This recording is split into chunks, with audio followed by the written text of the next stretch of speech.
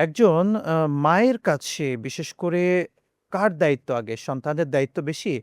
নাকি হলো স্বামীর প্রতি মা বেশি দায়িত্ব পালন করবেন? কার হকটা বেশি আদায় করবেন না? আসলে অনেক গুরুত্বপূর্ণ একটা প্রশ্ন। আসলে ইসলাম তো আসলে এইভাবে গুরুত্বর ক্ষেত্রে আসলে ইসলাম এভাবে আসলে বলেনি। ইসলাম স্বামীর যে অধিকার দায়িত্ব, অধিকার, সন্তানের দায়িত্ব এবং তার অধিকার। ২ টাকে ইসলাম আলাদা করে দিয়েছে।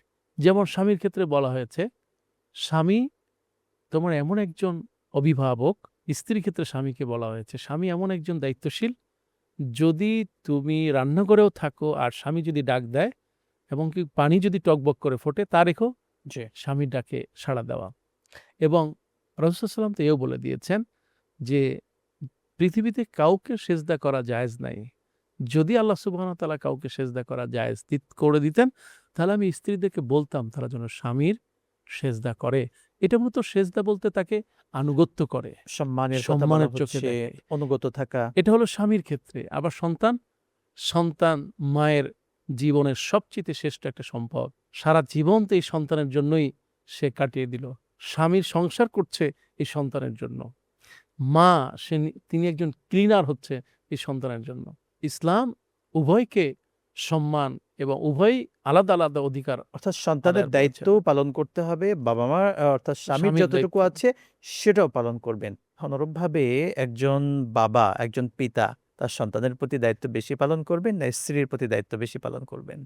এখানে রাসূল সাল্লাল্লাহু আলাইহি ওয়াসাল্লাম যেটা বেশি গুরুত্ব দিয়েছেন সেটা হলো সন্তান লালন-পালন, সন্তানের জন্য অবহেলা না হয়। তবে স্ত্রী হচ্ছে তার সবচাইতে বেশি আপন। কেননা আপনার মনে আছে নিশ্চয়ই রাসূল সাল্লাল্লাহু আলাইহি ওয়াসাল্লাম বদরের যুদ্ধে যাচ্ছেন। ওসমান রাদিয়াল্লাহু তাআলা এসে বললেন, ইয়া রাসূলাল্লাহ আমার তো স্ত্রী অসুস্থ। এখন আমি কি যুদ্ধে যাব? রাসূল সাল্লাল্লাহু আলাইহি ওয়াসাল্লাম বললেন যে, "তুমি তোমার স্ত্রীর সেবা করো।